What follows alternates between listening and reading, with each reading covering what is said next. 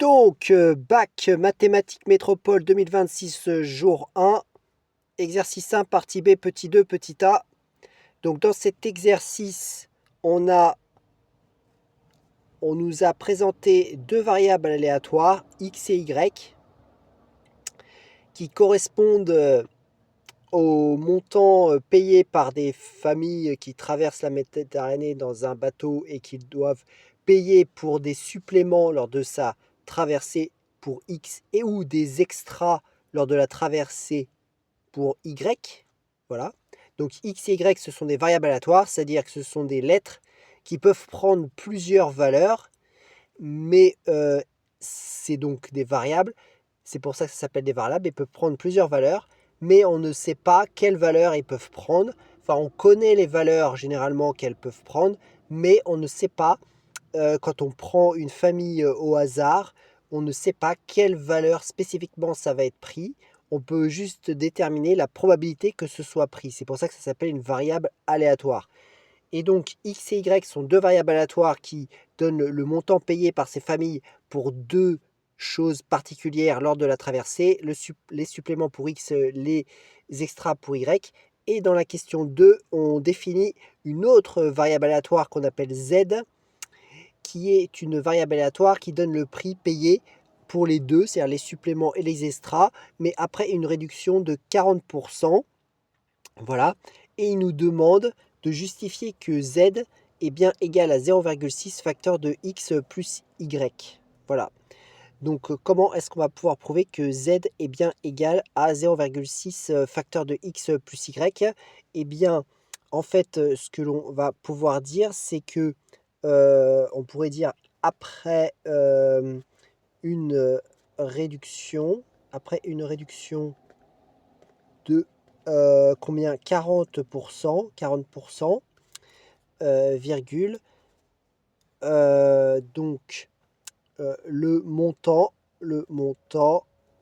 payé pour, on va faire les suppléments déjà, qui correspond à la variable aléatoire x pour les suppléments. Et donc, combien est-ce qu'on va payer? Donc, sachant qu'on a une réduction de 40%.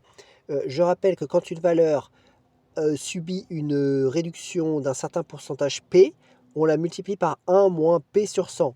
Donc ici, ça va nous donner 1 moins 40 sur 100, que je vais multiplier par cette valeur qui est X. Et donc, ça va me donner 1 moins 0,4, puisque 40 divisé par 100, ça fait 0,4, fois X. Et ensuite, on continue. 1 moins 0,4, ça fait 0,6 fois x. Donc, je me retrouve avec 0,6 fois x, c'est ce que va payer les personnes pour les suppléments après la réduction de 40%. Bon, je vais faire la même chose avec y. Donc, après parce que y subit aussi la réduction, hein. Donc, après une réduction de 40%, virgule, le montant payé pour... Donc y représente le montant payé par les familles pour les extras. Donc payé pour les extras. Et là, même principe, on a également une réduction de 40%. Donc je multiplie par 1 moins 40 sur 100, x. Enfin, pas x parce que ici c'est y, la deuxième variable aléatoire. Et donc, ça va nous donner 1 moins 0,4 fois y, qui va encore être égal à 0,6 fois y. Voilà. Et sachant que z, c'est la variable aléatoire qui associe à chaque famille le montant payé après réduction pour à la fois les suppléments et les extras, c'est-à-dire le total, eh bien, en fait, on va pouvoir en déduire que z est égal à la somme de ces deux choses que nous avons obtenues. Donc, du coup, on peut dire, on en déduit que z égale 0,6x plus 0,6y, puisque c'est la somme payée pour les suppléments et les extras après réduction de 40%, comme ils l'ont expliqué au début de la question 2. Et ici, on voit qu'il y a un facteur commun entre les deux termes de cette somme, c'est 0,6 ici. Et donc, on va pouvoir factoriser, ça va donner 0,6 facteur de x plus y. Voilà.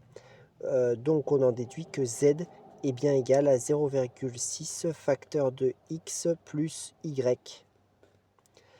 Donc, on est bien arrivé à justifier que l'expression de z qui nous donnait dans la question petit a du petit 2, et on a répondu au petit a petit 2 de la partie B exercice 1 bac mathématiques métropole 2026 jour 1.